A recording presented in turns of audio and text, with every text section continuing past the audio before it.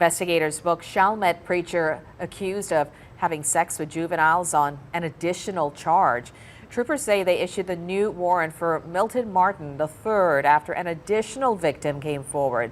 State police say the continued investigation revealed that Martin had sexual relations in 1991 with a 14-year-old victim. Yesterday, he surrendered. He was booked with indecent behavior with a juvenile.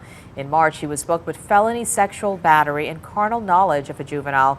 Based on accusations, he had sexual relations with the juvenile on multiple occasions between 2010 and 2013.